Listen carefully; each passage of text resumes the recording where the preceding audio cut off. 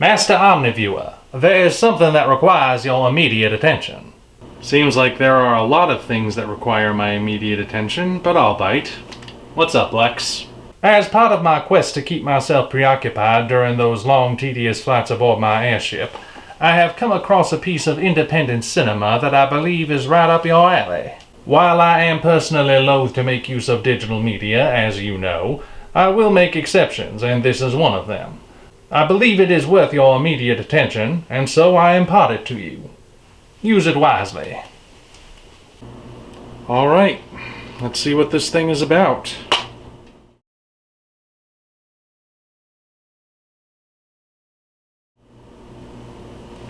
He was right. This requires my immediate attention. It's not easy reviewing a short film without giving the whole thing away.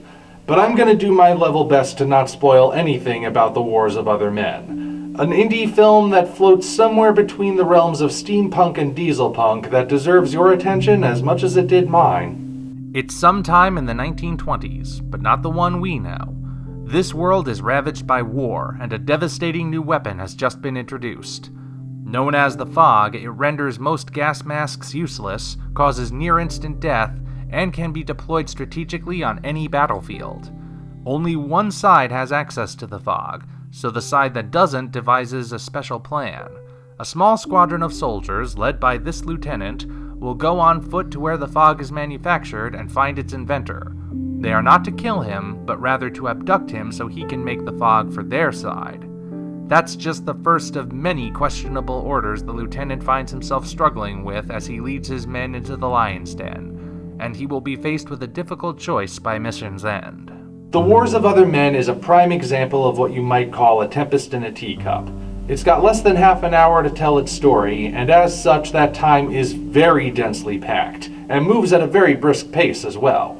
However, the movie never feels like it's in a rush to get to the finish line, and thus knows when to stop for a moment and catch its breath. Originally, filmmaker Mike Zawacki wanted to make a movie about the historical Battle of Stalingrad, one of the most devastating urban battles of the Second World War. Since he lacked the resources to do it properly, he instead developed the idea into an alternate history with steampunk and dieselpunk elements, thus allowing for more flexibility with the visuals, setting, and factions. As he put it, with alternate history, you can make up your own rules.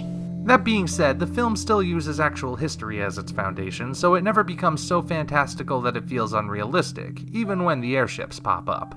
Speaking of which, the special effects are very minimal in this film. There are no sweeping, epic vehicle shots like you might get in 20,000 Leagues Under the Sea or Wild Wild West.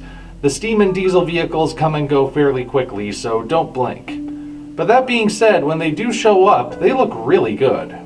The designs are rooted in history, whether that means modifying real machines or giving life to speculative designs that were never manufactured, so they stand out from other such devices we see in the genre. They are all done in CGI, and while they're not quite to Hollywood levels of photorealism, they still look impressive and mesh with the environment enough that it doesn't hurt the eyes to behold them. The only effect that doesn't work is the fog itself, which looks more like spray paint than gas.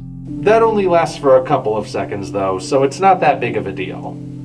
Most of what you see is practical, including the setting, which is one of the most destitute locations in Zawacki's native Detroit. This is what really makes the movie visually interesting, since the real locations make the experience feel even more authentic. If you didn't know that this was Detroit, Michigan, you would swear it was a genuine war zone. Actually, that's kind of depressing now that I say it out loud. But there's more to The Wars of Other Men than just cool visuals. What really got me interested was how morally gray it is, and I mean that in the classical sense. This is going to be very hard to explain without spoiling the whole thing, but I will do my level best. You see, The Wars of Other Men deliberately withholds details from the audience, particularly the reason this war is being fought to begin with. We don't know who the good guys and bad guys are, so we're not entirely sure who to root for. We naturally assume at the beginning that the squadron we're following are the good guys and their enemy are the bad guys, but the further along we go, the less clear-cut that becomes. However, the film does not cast judgment on either the events or the characters. It simply presents us with the scenario and shows us how things play out. From there, we are to decide for ourselves if what we saw was a good or bad outcome. Like I said, The Wars of Other Men is morally gray in a classical sense, encouraging us to think rather than telling us what to think. A notion that seems to be largely forgotten in this day and age. A recent trend I've noticed in the analysis of modern storytelling is for people to interpret gray morality as the point in and of itself. Somebody comes across a story that doesn't draw a definite line between right and wrong and thus concludes that it's saying right and wrong don't exist. Well, if that's the conclusion they reach, I suppose I can't tell them they are objectively incorrect. Personally, though, I've never come across a morally gray story that was written with that intent in mind. Morally gray stories are meant to encourage discussion among the audience, not providing a clear-cut answer because you are meant to think and draw your own conclusions with the evidence presented. To me, someone who is asked a question and replies that the question itself is the answer has missed the point, or perhaps simply doesn't want to admit that he can't come up with an answer.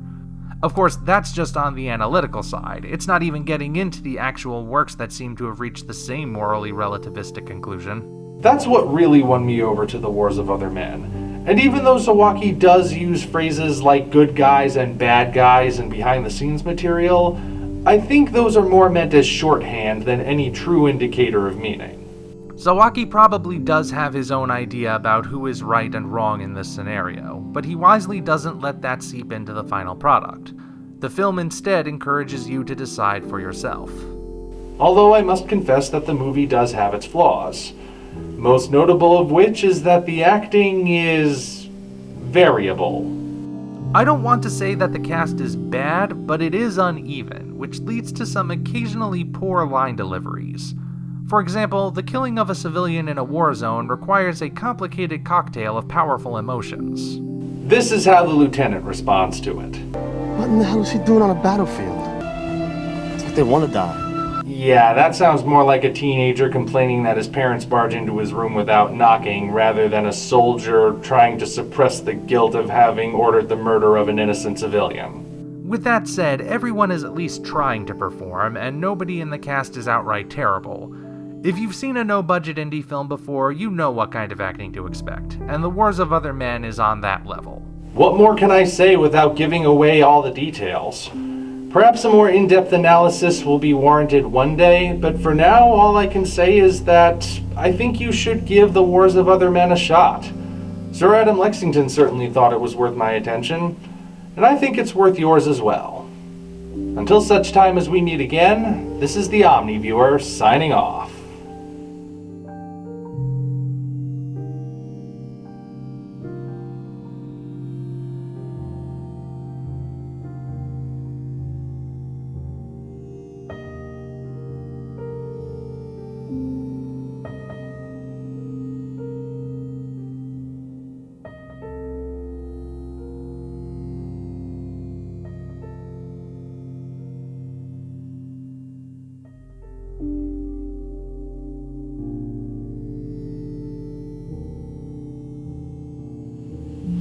I should specify that I expect it back once you are done with it.